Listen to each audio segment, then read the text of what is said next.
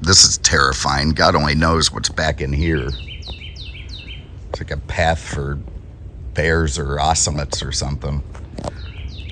You hear that bird going crazy, but otherwise, I'm going to find a swamp ape or something. I mean, this is really a little bit too naturey for me. There could be any kinds of horrible things lurking in the bushes, waiting to leap out and take out a leg or attach itself to my face. So I'll keep being vigilant anyway. Good morning. This is Bill from Curious Cars on a miserable and muggy Florida Monday. I'm doing something a little bit different today.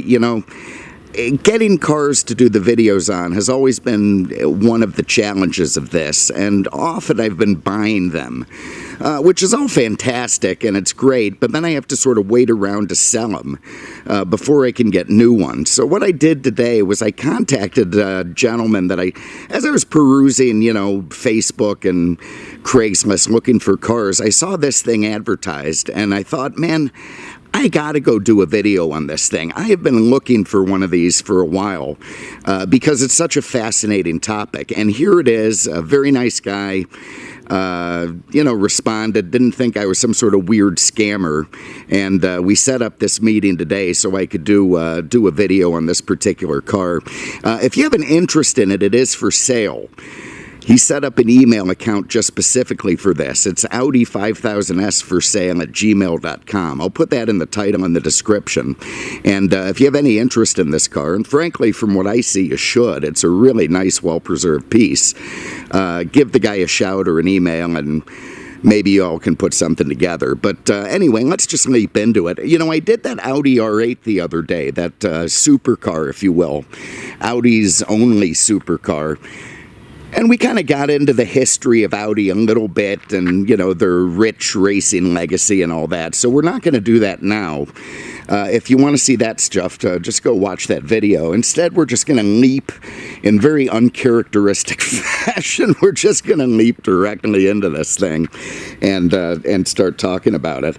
And again, this is a 1987 Audi 5000S, and it's one of the more infamous cars in automotive history, and it frankly doesn't deserve to be, and that's all something that we're going to get into.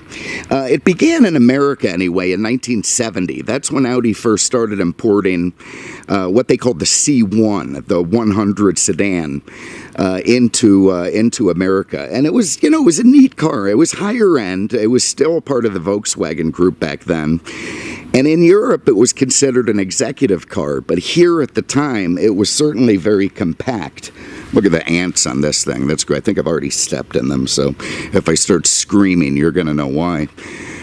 But anyway, it was compact, and it sort of generated a niche market, and, they started plugging along. Fast forward to 1978, the C2 came out, the second generation of these cars, and they went from coupes and sedans to more sedans and wagons, and they started selling very, very well.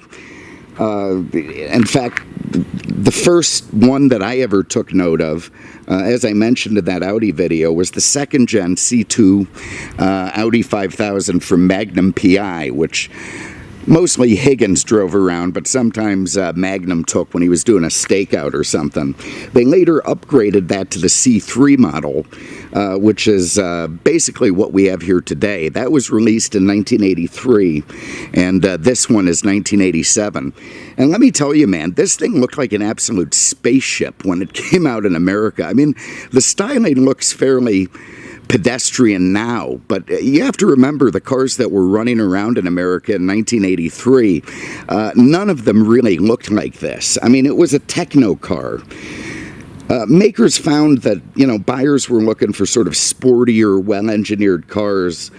It was example by that. If you remember National Lampoon's Vacation, when Clark Griswold and his son Rusty went to the dealership, and they were going to trade in, old Bess for the sporty Euro wagon, and then they didn't have one, presumably because they were selling too well, and the sales guy slammed him into the family truckster, which was, of course, very nerdy and geeky at the time, because, again, people were looking for more high-tech cars. And that was where people were at the start of the 1980s. I mean, you had all this technological stuff coming into play. You had Knight Rider on TV, with Kit talking and shooting David Hasselhoff out the T-top and all the digital display stuff.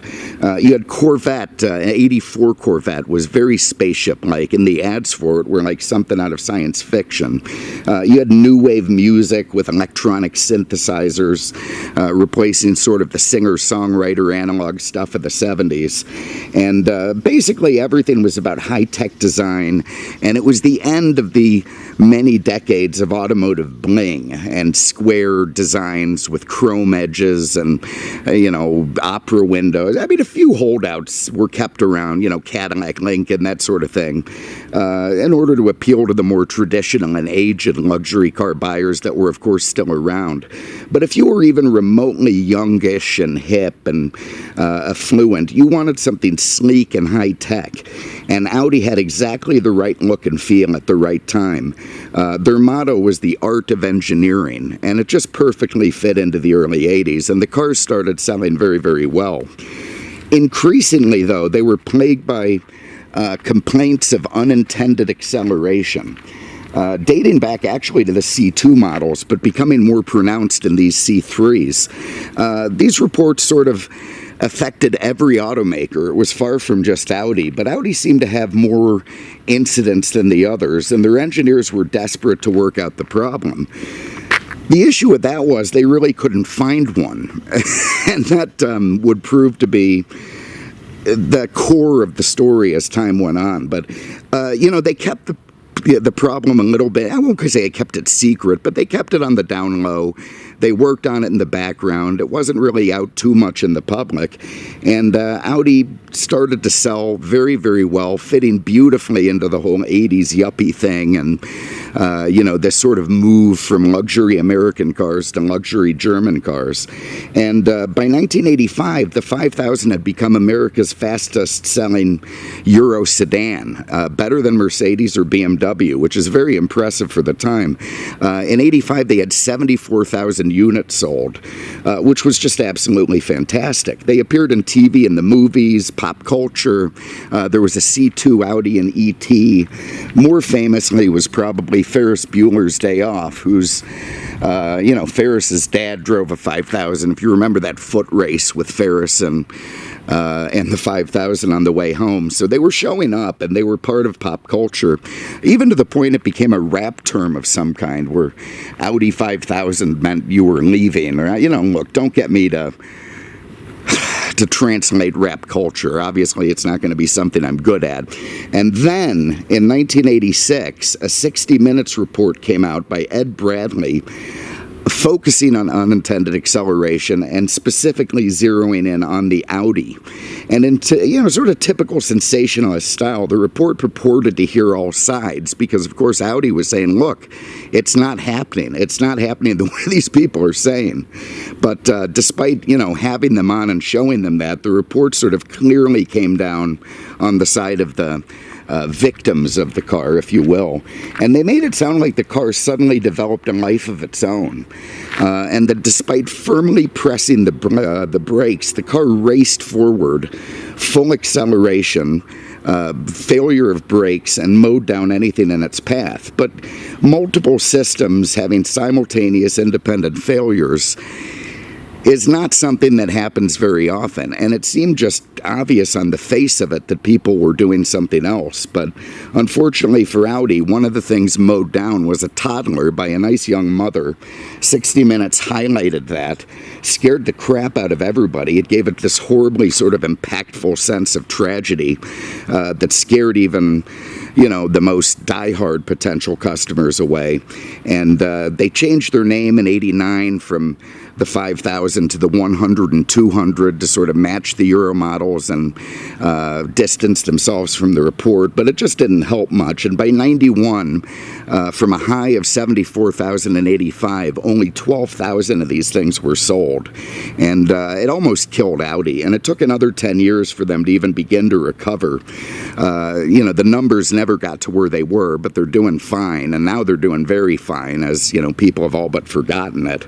But back then it was hurting them really bad, and there's still even some class action lawsuits remaining. The original lawsuits from unintended acceleration sort of morphed from a mechanical issue into poor pedal placement, which gets into the point, and also from 75,000 owners who were pissed off that the resale value on their 5,000s took an absolute dump. So it was basically just a tremendous shame, because there really wasn't anything wrong with the car. Not remotely. Audi had tried several recalls. They started by anchoring the floor mats. If you remember, that was a Toyota thing later on, where the mat would interfere with the pedals and give unintended acceleration. And Audi tried that. They came up with an anchor system to screw the mats down. When that didn't really stop it from happening, they tried adjusting the pedal spacing, because of course Audi knew what was going on. Everybody really did, even 60 Minutes, which sort of moved the brake pedal up a little bit to make it more obvious that people should be stepping on it. And then that didn't really do the trick. So the final thing they did was install a shift interlock, which made it so that you had to press the brakes in order to move the car out of park. And of course, this was a very expensive recall performed on a huge amount of, I think at the end of the day, like 250,000 Audi products got recalls of some sort, many of them that shift interlock. And that did start to cut down the problem dramatically, even if a few little cases sort of bled through. And that shift lock, by the way, went on to become a standard feature of most cars. Even today, no longer can you just sort of rev a car up and put it in drive without pressing anything. You have to have your foot on the brake. So later it came out that 60 Minutes, which had been unable to get the car to sort of misbehave on camera. They tried and tried and tried, but they couldn't get it to do what they wanted it to do. They had one of their experts, who also happened to be an expert for the plaintiffs in the case against Audi, rig the car. They drilled a hole in the transmission so they could run a compressed air line through, put the bottom in the passenger seat, and set it up in such a way that the car running would get triggered, not like a snowflake, but get triggered. The air would shoot in, it would shift the car out of out of park, and then the car would move forward. And, it was a typical shitty, miserable thing to do, but it did make for great sensationalist TV. But it was pure fiction, and it distracted from what pretty much everybody knew was the truth, which was that people had pressed the gas instead of the brake. It was a quiet car, so they didn't really hear the engine racing, or they just tuned it out, put it in drive, and then killed people. And, there were arguments that it was because of poor, sort of unfamiliar pedal design, but not because of any mechanical defects. They zeroed in on an idle control valve as well, which the lawyer said was causing it to start, moving forward, and then the panic ensued from there. But Audi denied even that, even though they recalled it later and fooled with something that they thought was perfect. So it was a very tragic time for Audi to have gone through all this. And again, now it's a mostly forgotten scandal. But it's definitely one Audi wants you to forget, and that's probably why they never went after 60 Minutes and sued them for the sort of miserable thing they did. And I think that's a shame, because I think Ed Bradley and 60 Minutes should really have paid for, look, do a report, do what you got to do, but don't rig the car. And if you remember, they did the same thing later on with GM's gas tanks, rigging them to sort of explode. And it's just an absolute, it stuns me that they think they can get away with that without the weight of lawsuits coming down. But in the case of the Audi, they did. So anyway, there it is. That's sort of the unintended acceleration issue in a nutshell. And I'm going to pause there, take a break, and then we're going to jump directly into this particular car. So bear with me one moment. All right, so let's get into the styling of this car. and what made it so interesting and radical for the early 1980s. Now, this is an 87, so it did get a little bit of a facelift from the first models. Most notably, that involved these sort of Euro-style composite headlamps that had become legal to use in the U.S. that was not in 1983. Those things, they still had the 4 square sealed beam types. At a certain point, they were able to upgrade them to these Euro composites, which made the car look a bit more modern and really was more befitting of how the car should look, given its sort of slippery design at the time. And it was all about aerodynamics. Again, companies were moving this way, not just Audi. Audi just did it probably better than most of them. They made the car, I won't say smaller outside because it was a little bit larger than the car that preceded it, but it was much bigger inside. And that's something that GM had been trying to do, and Ford and other companies, to make the cars more modern and more, less wasted real estate. And Audi took it beyond what most other people did in terms of aerodynamics. What they wanted to do was make the thing incredibly slippery so that it could return pretty great gas mileage figures without requiring, turn great gas and then, get performance out of it without requiring huge engines, and they managed to work that out. It had a drag coefficient of only 0.33, which made it the slipperiest sedan of its time, even a better number than the 84 Corvette. And the lack of wind noise, they said, was pretty unsettling to some people. And it just looked, again, like an absolute spaceship compared to many cars at the time, particularly its contemporary sedans. I mean, the Taurus and the Sable, America's first true sort of rounded Euro-looking cars, were still 3 years out. This thing was running around with Cordobas and, very square-looking Cadillacs, and it just looked like something from another planet.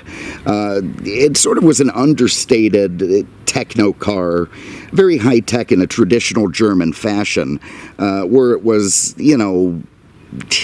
you look at it and it's like, wow, but it's also very subtle. And in fact, I would also argue that's the whole core of Audi since, their inception, or at least the modern era since they were sold in the U.S. They've always been sort of an understated car company. But if you see, it's got all these flat panels, flat slab sides, with just a hint of rounded edges and very subtle creases in the hood. It's got these flat wheels, again, designed to be aerodynamic with just enough to keep the brakes cool. You see the cooling vents there. It has these incredibly cool flush windows, which again was new at the time. You wouldn't have seen it on a lot of cars. But you see how they're pinned in there, and they don't run in a traditional channel. They run right up against the felts that keep it windproof and also keep the drag coefficient down. There's also no drip rails. I mean, there's kind of a hint of one right there. But again, most cars at this time had the same rails you would have seen on a truck, meant to channel water to the back. Audi did away with that for aerodynamics. They also put very thin door handles on it, which, later people went to flush handles. But at the time, these were very aerodynamic. And it was incredibly thorough, the aerodynamic engineering, all the way down to the rocker panels, and even underneath. They sort of tucked the components up and in and made smooth panels so that air would flow under the car. The bumpers were nicely integrated. The taillights sort of flush up against the body panels to keep, wind from getting caught up in it. If you look up here, the mirrors are sort of designed to be aerodynamic. Again, not plugged up in the, normally mirrors would be mounted a little bit down with the stalk. Here they put them up into the A-pillar triangle and made them more aerodynamic. They had an aerodynamic swing arm on the wiper there, and the hood was swept up to push the wind up over the wipers. It just... Again, the whole point of the car, it was a solid, thorough engineering from top to bottom that made it just slip through the air. And it turned in tremendous gas mileage figures as a result. I think 22 city, 35 highway.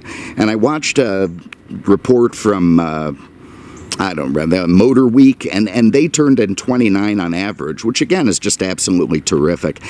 Gently moving up bodywork, little quarter windows in the back, nice size, nice visibility, tall deck lid, again for luggage capacity and to keep the air flowing. And let's have a look inside the trunk. So a nice huge trunk, very, very proper. Could fit plenty of kids in there, toddlers, babies, no issues at all. This is all neat stuff that comes with the car. You can see the front license plate, a couple of filters, some parts, and then this incredible service history that I'm just jealous of. I'd love to have this on any car. But going back to Gateway, Porsche, Audi, and I mean, look at this. It's like a phone book.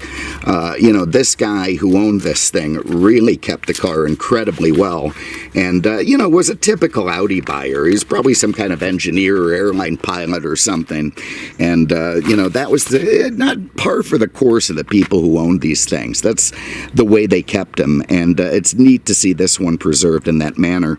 And you see the trunk was very deep, and you see there's a pass-through there. That was something Audi pioneered, was basically a ski bag approach, so you could have long cargo, whether it be a hunting rifle or ski equipment or whatever it is you happen to need, that would go through the trunk into the passenger compartment while still letting two people sit. Neat little compartments here, great place to keep some MP5 machine guns if you're a bad guy. And probably over here we got, I can't lift, I bet you that's where we're going to find the battery, but I could be wrong. I didn't get in there. Let's have a look under the hood. This was, I won't call it a complaint about Audi, but it was definitely noticed at the time, was that their European counterparts had much more powerful engines than Audi did. They were, oh God, I should have done this before trying. Okay, well, I think I found it. Oh my God. Oh, there we go. Okay, and here we have it. So here is a 2.3 liter 5-cylinder engine. That was unique at the time. There weren't many inline 5s out there. Very, very much mounted forward, way forward. But because it was light, it didn't affect distribution too much. And as I thought, I'm not seeing a battery here, which tells me that that probably was indeed what's inside the trunk. Later on, they came out with a turbo model to sort of boost the horsepower. If I remember right, in 87, this would have had 130 horse, and the turbo would have come up with about 162, which is getting into the area that it needed to be to keep Americans happy, and potentially keep up with Mercedes and BMW. Still not quite what they had at the time, but pretty good. And here you see the timing belt up there. Mechanically, excuse me, it's got about what you'd expect. So you've got, God, I tell you, it's just one of those things. It's got about what you'd expect. It's got independent suspension up front, sort of a McPherson strut setup with a stabilizer bar. In the back, it's got a rear torsion crank axle, panhard rod, and integral stabilizer with coil springs. That was different on the Quattro models, which were a big deal at the time. Audi's Quattro was killing it in all the rally road racing of the era, and they, used that system over on their cars, which, certainly helped it sell in snowy and, low traction areas. But it was an overcomplicated system, truly. Did not work in the background. It was very active with switches. You could manually lock the middle or rear differential on it. You could turn off the ABS brakes, which is just absolutely bizarre for me to think about. And in fact, the braking system on this, you see there's no vacuum. It uses hydraulic boost. I think that's the pump right there. And again, all that stuff was just basically very Audi-esque. I think this one, being the base model with the 2.3 and a 5-speed, is going to be far less maintenance intensive, than one of them that has the Quattro or the 3-speed automatic, which I just don't trust. German 3-speeds from the 1980s. They've never really held together well for me. You see how high the steering rack is as well. And again, that was all part of keeping the car aerodynamic, keeping a bunch of stuff from underneath it so that the wind could just slip by. So I'm going to pause there again for a minute And then we're going to jump into the car and go for a spin, so bear with me. All right, so let's have a look inside. Here through the window, you can see those rear headrests, which again are pretty standard now, but were much more unique when this car was out in the mid-'80s. Also the center brake light. This would have been only the second year that these cars had it by federal regulation. That started the high mount center brake light in 1986, and a bunch of companies had to scramble to put them in on existing designs. Some of them, like Mercedes on the SLs, they just bolted a big plastic housing right in the middle of the trunk. I mean, it just was not an easy thing to do for some companies. And then, your Advanced Auto Parts, your Western Autos, made a fortune selling, Chinese bolt-on third brake lights that could make your older car look newer. And I remember I did that on my dad's Saab at the time, just to update the look. It was an '84, and we put that in. All of a sudden, it looked much newer. In the back seat, you can see it has tons of room, and also interesting that it has the front seats, they're mounted on sort of a side track going onto the tranny, going onto the transmission hump instead of, tracks mounted to the floor. It made the seats also a little more inboard. There's a surprising amount of room between the seat and the B-pillar, which of course gets into maybe part of that pedal placement thing. But the materials were fantastic, the quality was fantastic, and people jumped at it.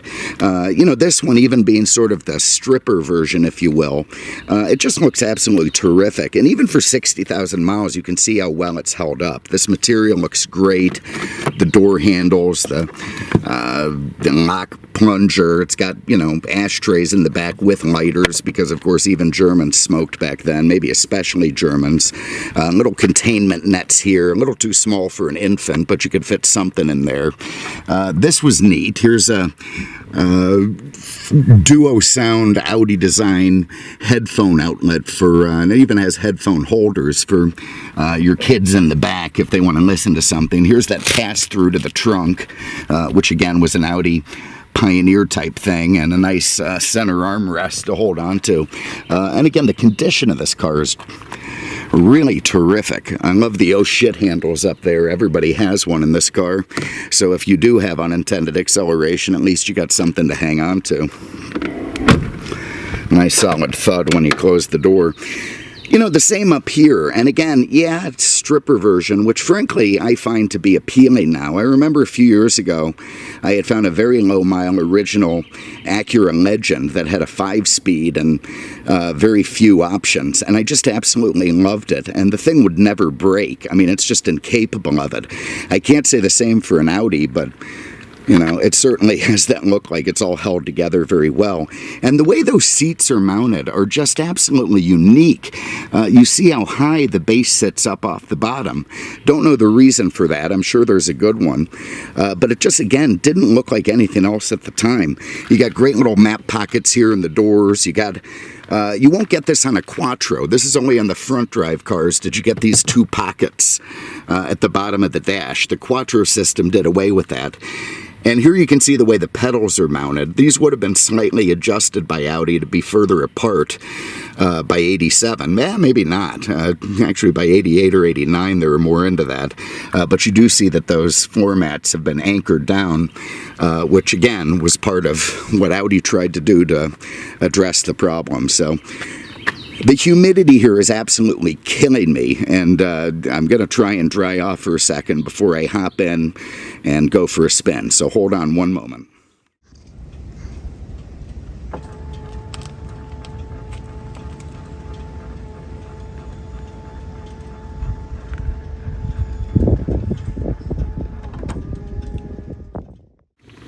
All right, so let's look inside and see what we got. This was a few years before airbags, so we've still got sort of a standard wheel that's nice and thin in the middle, the 4 interlocking rings of Auto Union. Actually, it wasn't until the mid-'80s that Audi officially changed from Auto Union to Audi, but they did. But they had been referred to and marketed as Audi for many years before that.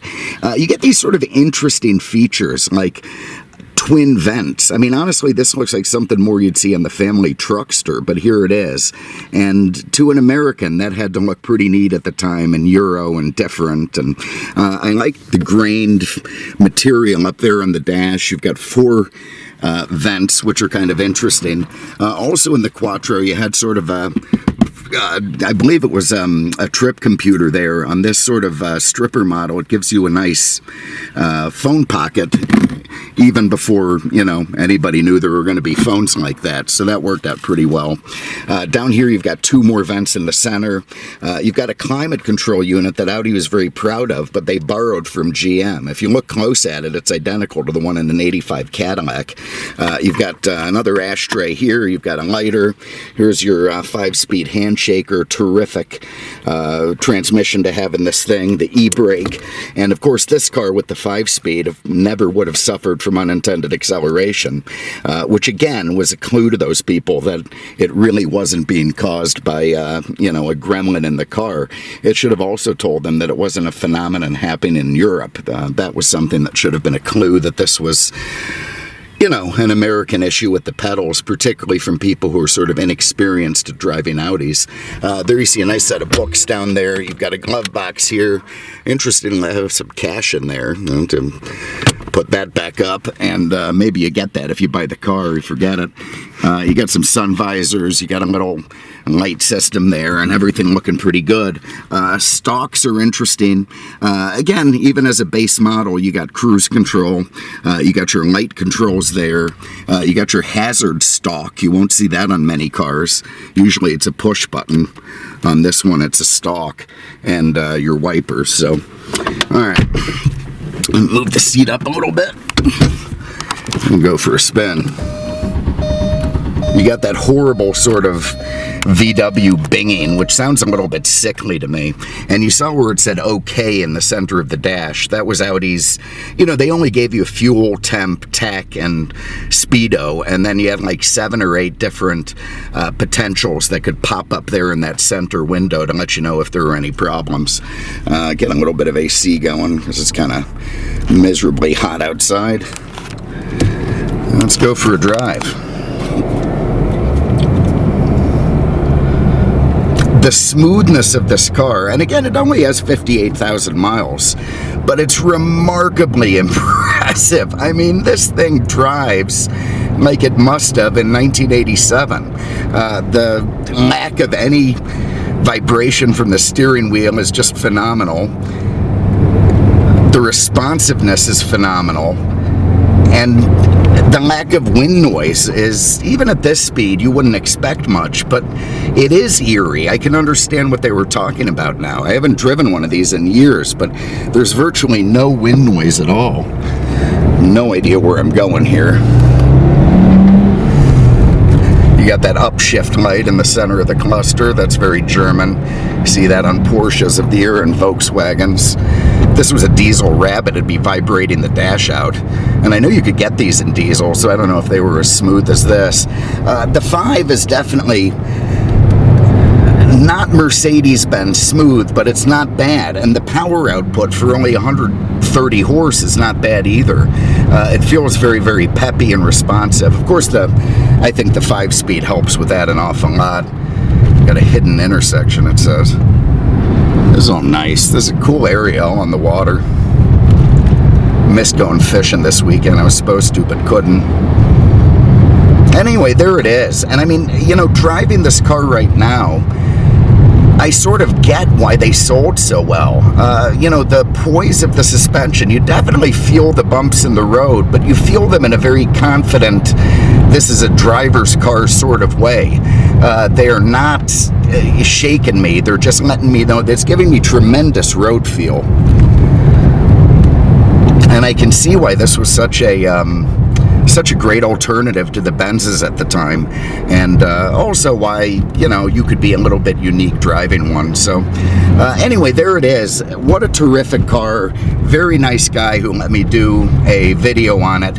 If you have an interest in it, again, he's made up a Gmail for it, Audi 5000S for sale at gmail.com. So I tell you what, man, you know, those service records, 58,000 miles, if I didn't want to try and not buy any cars, I'd be all over this. It's a great example of what I would have bought and done a video on, and then worked on selling myself. There's a Corvette and something. Look at this interesting cat over here. Can't even tell what's under the white walls there, but it looks interesting.